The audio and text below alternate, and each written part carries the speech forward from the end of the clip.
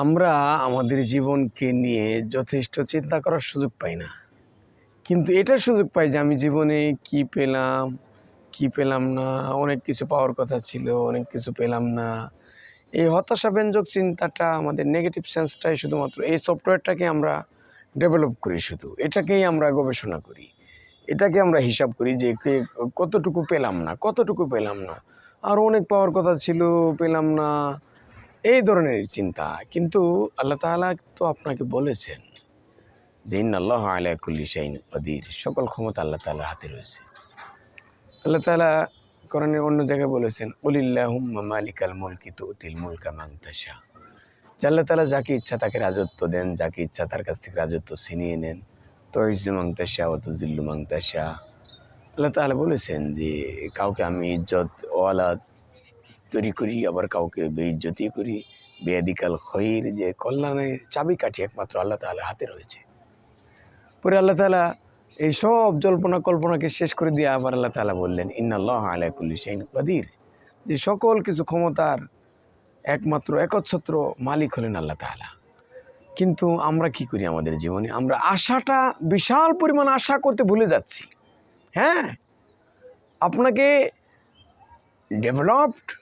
Developing idea আপনাকে করতে হবে, এবং আপনাকে একটা উন্নত জীবন যাপনের স্বপ্ন দেখতে হবে। যেই স্বপ্নটার ব্যাপারে রাসূলুল্লাহ সাল্লাল্লাহু আলাইহি ওয়াসাল্লাম আল্লাহ তাআলার কাছে এমন দোয়াগুলো করেছেন যে আল্লাহ তাআলা আপনি আমাকে সংকীর্ণ মনা থেকে আমাকে হেফাজত করেন, আমাকে অত্যাধিক দরিদ্রতা থেকে, আমাকে অত্যাধিক কৃপণতা থেকে আমাকে হেফাজত করেন, আমাকে ঋণগ্রস্ততা থেকে হেফাজত করেন। এই সমস্ত দোয়া যে রাসূলুল্লাহ সাল্লাল্লাহু আলাইহি ওয়াসাল্লাম করেছেন, এগুলো দ্বারা নবীজি কী বোঝাতে চেয়েছেন আপনারা একটু প্রেডিক্ট করেন? আপনারা একটু বুঝতে চান? একটু রিয়েলাইজেশনের জায়গা থেকে একটু করেন, রিয়েলাইজ করেন যে নবীজি কী বোঝাতে চেয়েছেন। নবীজি বোঝাতে চেয়েছেন যে তোমাকে একটা উন্নত জীবনযাপন লিড করতে হবে, হালাল পথে। যেই জীবনযাপনটা যখন তুমি লিড করবা, তখন তুমি আল্লাহ তাআলার ইবাদত বন্দিগুলো সুন্দরভাবে সব কিছু করতে পারবা। যেমন আপনাকে আমি বলি যে আমার নিজের জীবনের একটা সময়ের ভেরি সিম্পল একটা টাইমের কথা বলি, যে ওই সময় আমার এই লাখের নিচেই একটা মোটা অঙ্কের টাকা আমার প্রয়োজন হলো। ওই সময় মানে আমি একটা ঋণগ্রস্ত হয়ে গেলাম। তখন ঋণটা দেওয়া আমাকে খুব জরুরি, এটা দিতে হবে। আমি ওই একটা কমিটমেন্টের উপরে টাকাটা নিয়েছি। তখন আমি রাসূলুল্লাহ সাল্লাল্লাহু আলাইহি ওয়াসাল্লাম একটা হাদিসের উপরে আমল করা শুরু করে দিলাম। সকলেই আমার সাথে এই দোয়াটা পড়বেন। আমি একেবারে ভেঙে ভেঙে বলছি, আল্লাহুম্মা ইন্নী আউযু বিকা মিনাল হাম্মি ওয়াল হাজন ওয়া আউযু বিকা মিনাল আজিজি ওয়াল কাসল ওয়া আউযু বিকা মিনাল জুবনি ওয়াল বুখল ওয়া আউযু বিকা মিন গলাবাতিদ দাইনি ওয়া কাহরির রিজাল। এই যে একটা দোয়া, ছোট একটা দোয়া, রাসূলুল্লাহ সাল্লাল্লাহু আলাইহি ওয়াসাল্লামের হাদিসের ভিতরে দেখেছি নবীজি এই কথাটা বলেছেন যে এই দোয়াটা যে পড়বে আল্লাহ তাআলা তার জন্য অতি তাড়াতাড়ি তাকে ঋণকে পরিশোধের ব্যবস্থা করে দিবেন। নবীজি হাদিসের মাঝে যেমন একটা কথা বলেছেন। তো আমি এই হাদিসটার উপর আমল করা শুরু করে দিলাম সকাল এবং বিকাল। সকাল বিকালে বেশি পরিমাণে যতক্ষণ সময় পাচ্ছি ব্যাপক পরিমাণে এটা পড়তে থাকলাম। ইভেন আমি আমার পকেটে একটা তসবিও রেখে আমি পকেটে হাত দিয়ে তসবিটা গুনতে গুনতে পড়েছি। দেখা গেছে যে আমার কাছে মনে হয়েছে যে আল্লাহ তাআলার নবীজির এই শেখানো আমলটা করার কারণে আল্লাহ তাআলা একেবারে অতি দ্রুত আমার এই টাকা পরিশোধের ব্যবস্থা করে দিয়েছেন। তাহলে এটা কিন্তু একটা পরীক্ষিত আমল, যে তাহলে আমাদের জীবনে আশা করতে হবে। আশার ভিতরে মানুষ বেঁচে থাকে। আপনি ছোট আশা করবেন, ছোটই পাবেন। আপনি বৃহৎ বড় একটা আশা করবেন, বিশাল একটা আশা করবেন, আল্লাহ তাআলা আপনার ওইভাবেই আশাটাকে ফিল আপ করাবে। জি, আমরা স্বপ্ন দেখতে জানি না। নবীজি স্বপ্ন দেখেছেন। নবীজি দেখেছেন মদিনাতুল মুনাওয়ারার একদিন প্রেসিডেন্ট নবীজি হবেন। এই জন্য কাজ শুরু করে দিয়েছেন। সাহাবায়ে কেরামকে নবীজি একসাথে করার জন্য চেষ্টা করেছে, স্ট্রাগল করেছেন। সাহাবায়ে কেরামদের ভিতরে একটা জ্বর, বিশাল পরিমাণে একটা বিপ্লব তৈরি করতে চেয়েছেন। আপনি চিন্তা করে দেখেন, রাসূলুল্লাহ সাল্লাল্লাহু আলাইহি ওয়াসাল্লাম প্রাইমারি লাইফটা যখন ছিল মক্কাতুল মুকাররমাতে, নবীজির সঙ্গী সাথী কিন্তু একেবারেই কয়েকজন ছিলেন, হাতে গোনা। রাসূলুল্লাহ সাল্লাল্লাহু আলাইহি ওয়াসাল্লাম যেদিন হিজরত করেছেন সেদিনের ঘটনা আপনি দেখেন, কয়জনকে নিয়ে হিজরত করেছেন? শুধুমাত্র অনলি ওয়ান পারসন হযরত আবু বকর সিদ্দিক রাদিয়াল্লাহু আনহু। ওনাকে সাথী হিসেবে নিয়ে, সাহাবী হিসেবে নিয়ে নবীজি হিজরত করেছেন মক্কাতুল মুকাররমা থেকে মদিনাতুল মুনাওয়ারা এই রোডে। চিন্তা করেন, যেখানে রাসূলুল্লাহ সাল্লাল্লাহু আলাইহি ওয়াসাল্লাম সমগ্র পৃথিবীর জন্য নবী, শুধুমাত্র একটা গোত্রের, একটা কওম, একটা বংশের জন্য নয়, একটা কান্ট্রির জন্য নয়, একটা নেশনের জন্য নয়, সমগ্র পৃথিবীর সকল মানুষের নবী যেই রাসূলুল্লাহ সাল্লাল্লাহু আলাইহি ওয়াসাল্লাম, উনি প্রাইমারি লাইফটাতে একজন মাত্র কম্পেনিয়ন, একজন সাথীকে, সাহাবীকে নিয়ে রওনা হয়েছেন।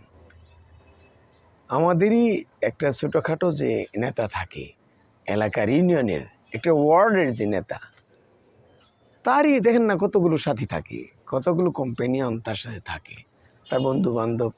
একটা দিকে ট্যুরে যেতে চাইলে, ট্রাভেলে যেতে চাইলে দেখেন মিনিমাম 5 থেকে 7 জন 10 জন একসাথে যাচ্ছে, একটা হায়েস্ট গাড়ি ভাড়া করে নিয়ে তারা যাচ্ছে। আর সেখানে রাসূলুল্লাহ সাল্লাল্লাহু আলাইহি ওয়াসাল্লাম প্রাইমারি লাইফে শুধুমাত্র অনলি ওয়ান পারসন হযরত আবু বকর সিদ্দিক রাদিয়াল্লাহু আনহু ওনার সাথী হয়ে চলে গিয়েছেন। নবীজির একটা সুন্দর একটা প্ল্যান ছিল যে একদিন এই মক্কাতুল মুকাররমা, মদিনাতুল মুনাওয়ারা আমার হাতে আসবে। নবী সাহাবায়ে কেরামকে বোঝানো শুরু করেছেন, ধীরে ধীরে অনেক মানুষকে বুঝিয়েছেন, কয়জন এসেছে। কিন্তু একটা সময় যখন হয়েছে তখন আল্লাহ তাআলা এমন একটা সূরা নাজিল করেছেন, সূরাতুন নাসর, আপনারা জানেন, ইযা জাআ নাসরুল্লাহি ওয়াল ফাতহ ওয়া রাআইতান নাসা ইয়াদখুলুনা ফি দীনিল্লাহি আফওয়াজা। আল্লাহ তাআলা বলেছেন নবীজিকে, ইযা জাআ নাসরুল্লাহি ওয়াল ফাতহ, যখন আল্লাহ তাআলার পক্ষ থেকে বিজয় এবং সাহায্য আসবে তখন আপনি দেখবেন যে তারা আফওয়াজা ওয়া রাআইতান নাসা, আপনি মানুষদেরকে দেখবেন যে তারা দলে দলে ইসলামের ভিতরে প্রবেশ করতেছে। চিন্তা করেন, সেটাই তো হয়েছে। আমরা দেখেছি মক্কাতুল মুকাররমা যেদিন বিজয় হয়েছে, কি পরিমাণ মানুষ ইসলামের ছায়াতলে এসেছে। দেখেন দলে দলে, বংশে বংশে শত শত মানুষ একসাথে হয়ে ইসলাম কবুল করেছে।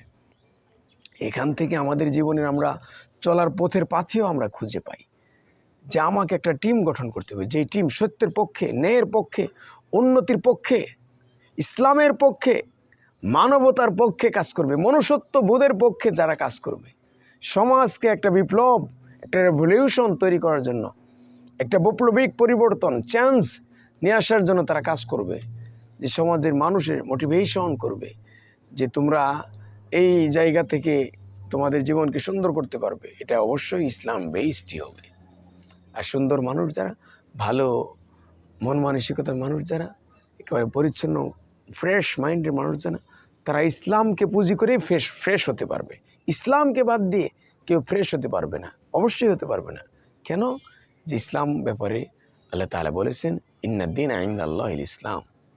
আল্লাহ তাআলার পক্ষ থেকে একমাত্র মনোনীত ধর্ম হলো ইসলাম। এটার সুন্দর একটা স্ট্রাকচার রয়েছে, একটা গঠন রয়েছে। এজন্য আমাদের চিন্তার জায়গাটা অনেক বড় করতে হবে যে আমার আল্লাহ তাআলা গরিব নন, আল্লাহুল গনিয়্যু ওয়া আনতুমুল ফুকারা। আল্লাহ তাআলা বলেছেন যে আল্লাহ তাআলা ধনী আর সকল মানুষ এবং সমগ্র পৃথিবীর সব কিছু হলো গরিব, ফুকারা, ফকির। তো আল্লাহ তাআলা যেমন ধনী, ধনী মানুষের কাছে আপনি চাবেন, ধনী মানুষের উপরে আপনি ভরসা করবেন, তো ধনাঢ্য জীবন যাপনেরই চাওয়া আল্লাহর কাছে হতে হবে। ওই পরিমাণ মনটাকে বড় করে আল্লাহ তাআলার কাছে চাইতে হবে যে আল্লাহ আমি এত বিশাল পরিমাণ চাই। আল্লাহ তাআলা দেখবেন যে ঠিকই টুডে টুমোরো অনলি 1 ইয়ার অথবা 5 ইয়ার্স দেখেন আপনি, এর ভিতরে আপনার একটা পরিবর্তন, ওই যে বিশাল স্বপ্ন, এটা আপনি ফিল আপ হবে। জি, আপনি আজকে থেকে প্ল্যান করেন, আজকে থেকে খাতা কলম নিয়ে বসেন যে আজকে আপনি কত টাকার মালিক, আজকে আপনার কোথায় পজিশন। অনলি 2 ইয়ার্স 5 ইয়ার্স এর ভিতরে আপনি একটা চেঞ্জ দেখতে পাবেন। ওই অনুযায়ী কাজ শুরু করে দেন আজকে থেকে। ডায়েরিতে লিখুন, আজকে আমি 1 লক্ষ টাকার মালিক আছি, 1 বছর পরে আমি 5 লক্ষর মালিক হতে চাই, 50 লক্ষের মালিক হতে চাই, 5 বছর পরে আমি 1 কোটি টাকার মালিক হতে চাই, হালাল পথে আমার একটা সুন্দর জীবনযাপন আমি লিড করতে চাই, আমার একটা টিম তৈরি করতে চাই, আমার একটা ফ্রেন্ড সার্কেল তৈরি করতে চাই। যারা আমার মতো মাইন্ড নিয়ে বড় হবে, আমার মতো হালাল পথে ইন্নাল্লাযীনা আমানু ওয়া আমিলুস সলিহাতের উপরে যারা থাকবে, ওয়াতাওয়াসাউ বিল হক ওয়াতাওয়াসাউ বিস সবর, এই আয়াতগুলোর আলোকে যারা থাকবে, দেখবেন যে আপনি খুঁজে পাবেন একটা টিম তৈরি হয়ে গিয়েছে, আপনার একটা ফ্রেন্ড সার্কেল, একটা এনভায়রনমেন্ট তৈরি হয়ে গেছে, আপনি জিতে যাবেন। জি, এটা আল্লাহ তাআলা আপনাকে ওয়াদাই করেছেন, লাইন শাকারতুম লাযিদান্নাকুম ওয়া লাইন কাফারতুম ইন্না আযাবি লাশাদীদ। অনেক আয়াত রয়েছে। আল্লাহ তাআলা বলেছেন, ওয়া ইয়াত্তাকিল্লাহা ইয়াজআল লাহু মাখরাজা ওয়া ইয়ারযুকহু মিন হাইসু লা ইয়াহতাসিব। যে বান্দা যখন আমার উপরে ভরসা করে, আমাকে ভয় করে একটা মিশনে নেমে যাবে, তার জন্য আমি সুন্দর রাস্তা করে দেব, যেটার ব্যাপারে তার কোনো প্ল্যান ছিল না, তার কোনো কল্পনা ছিল না। এমন সুন্দর করে আমি তার জন্য একটা প্ল্যান, একটা রোড, একটা ওয়ে আমি তৈরি করে দেব।